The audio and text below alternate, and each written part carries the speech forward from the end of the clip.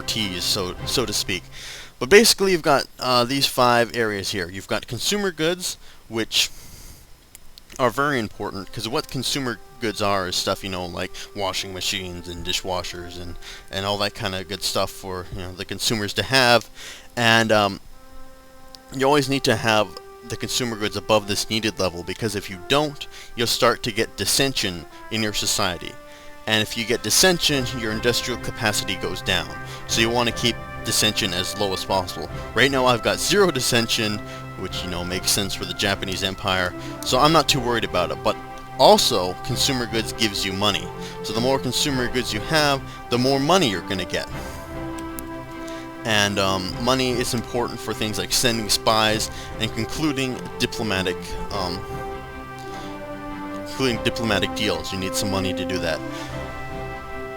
And before I continue with the other industrial capacity sliders, let's talk about the resources. You've got 6 resources: energy, metal, and rare materials.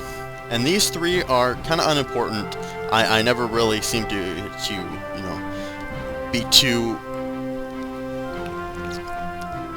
worried about them. You'll always seem to have enough, and not need to worry about them. But the 3 ones you are going to want to worry about are oil, supplies, and money. We talked about money, what you need money to do, but oil, of course, you're going to need it to fuel your ships and your tanks and your airplanes, and so on and so forth. Supplies, you're going to need to fuel your infantry divisions, and this is stuff like your ammo and kind of deal. So, oil and supplies, you're going to want to have a lot of. Very, very important resources.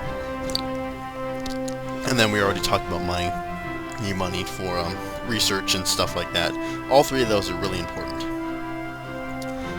Anyway, going up to production is what your allocation is to producing new units. So let's go here. Let's start producing some infantry divisions to help us take over China. I'm going to start producing 3 infantry divisions, and I'm going to need 14.46 production to do that. And then I can move the slider down to roughly 14.46. So if you want to produce your units, you're going to need more production to do that. Fairly simple.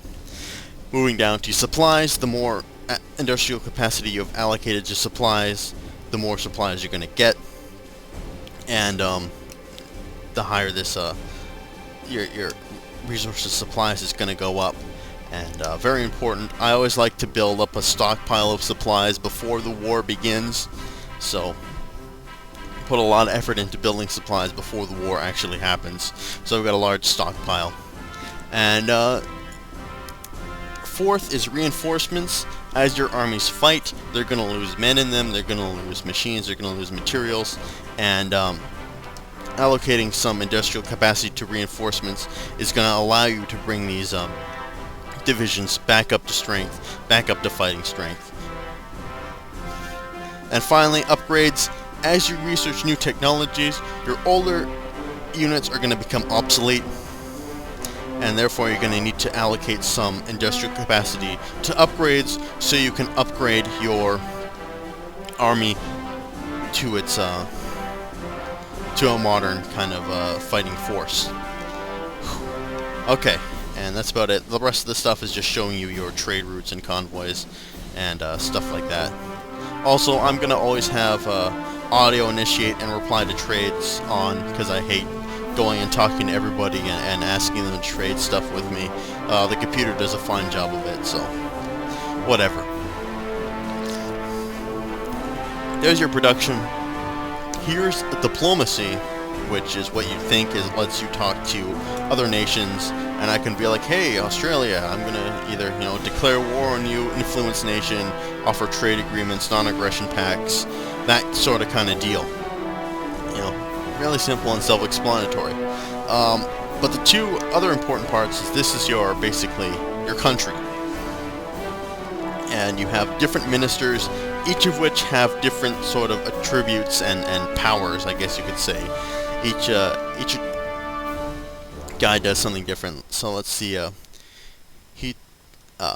Hiroka Koki is my foreign minister, and he decreases the amount of money it takes for you to offer an alliance to somebody or bring someone into alliance, kind of deal. And let's say I don't like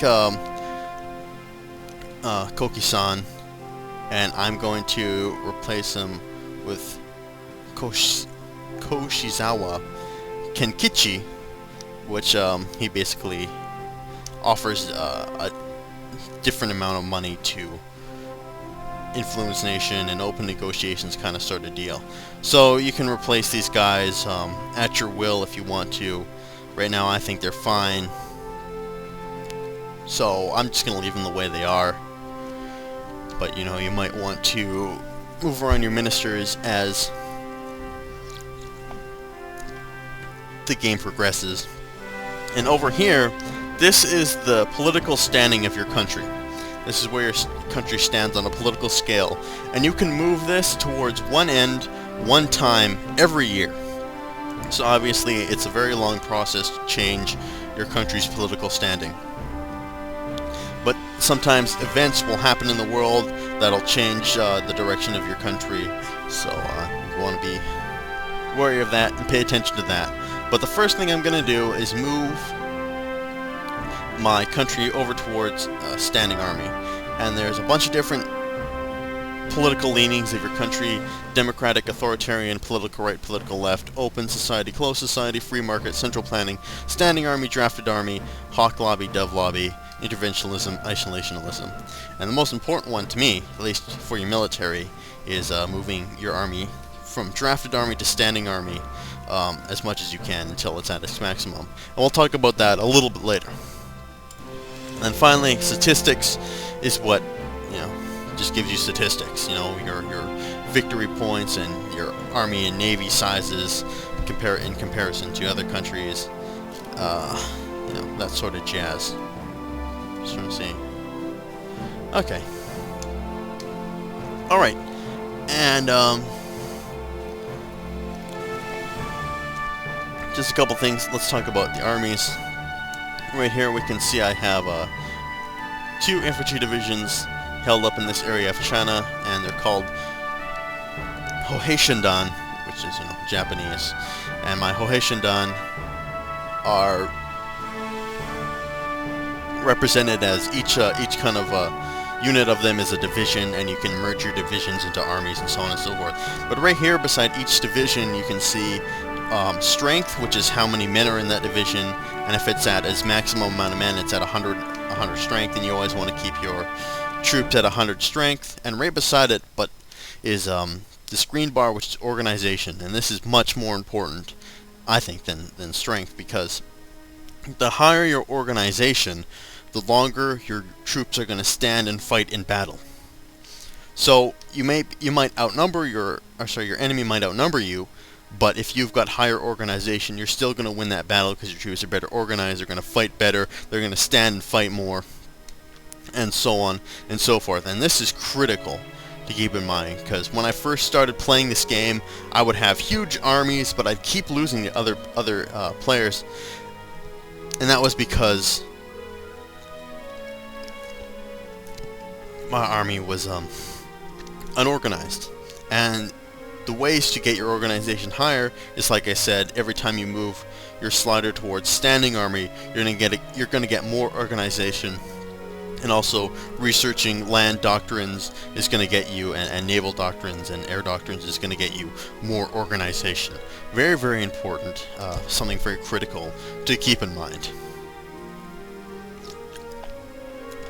Beyond that, I think I've explained all the sliders, talked a little bit about armies. We'll talk more about army organization as time goes on, but now we can actually start the game, and everything plays out in real time. And hold on, I just want to see something. Probably just gonna fiddle with these sliders just a teeny bit. I'm gonna put most of my production towards upgrades, because apparently most of my army is outdated, so we gotta upgrade them.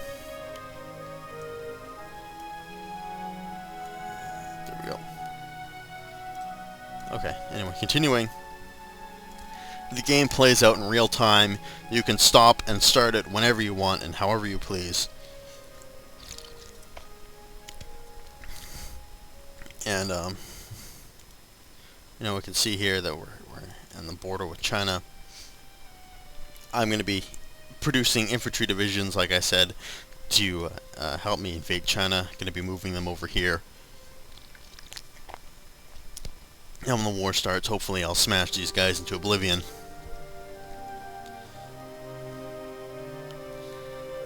And not a lot happens in this kind of area, so I'm probably going to skip ahead through most of it till the wars happen and the real action starts happening and the real fighting starts happening. But during this period, it's mostly just you sort of researching technologies, building up your armies, organizing your armies, and preparing for the inevitable war that's going to happen.